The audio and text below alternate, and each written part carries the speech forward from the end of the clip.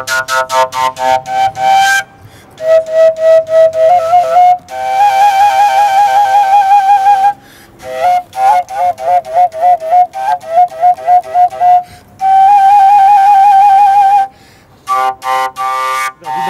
tak teraz ideme do Ruska, Katynský les, kde bolo údajne vyvraždené polská inteligencia a náš cieľ je to, že tam, kde sa volačo rozdelilo, tam by sa to malo aj začať spájať a hľadať medzi slovami to, čo nás spája, nie to, čo nás rozdeluje.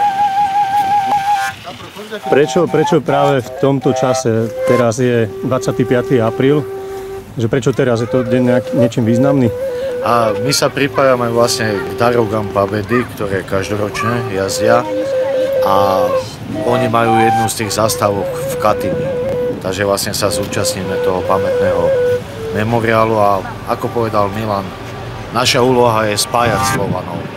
Takže chceme ísť do Katyne preto, lebo je to taký neuralgický bod Slovanov a chceme prispieť k tomu, aby sa znovu spojili aj tie názory, aj tie pozerania na svet, na minulosť a tak. Už vlastne je rozsudok Európskeho súdu pre ľudské práva, že to, čo ho bolo obviňované Rusko v 90. rokoch, nie je pravda. A ten rozsudok je prístupný na internete a ktokoľvek si ho môže vyhľadať. S tým teda, že jednoznačne neboli to sovietská armáda, červená armáda, ale podľa všetkého to boli banderovci a fašisti. A vy, pani, idete ako muzikanti podporiť vlastne túto akciu? Ja by som len chcel k tomu toľko dodať, že tak ako Slovanov má spájať všetko, tak ja myslím, že aj hudba spája Slovanov. Takže ideme niečo zahrať, aby nás hudbou spájalo. Dobre, ďakujem. Je pre nás veľkou cťou byť súčasťou tejto expedície, pretože niesť myšlienku a slovo národa do budúcnosti.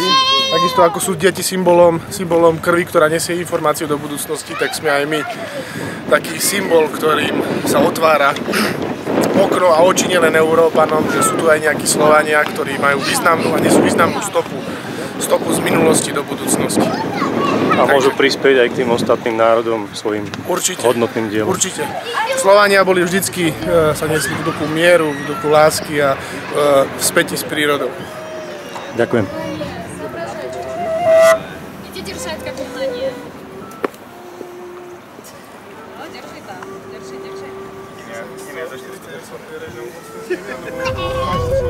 Ešte Slovanská.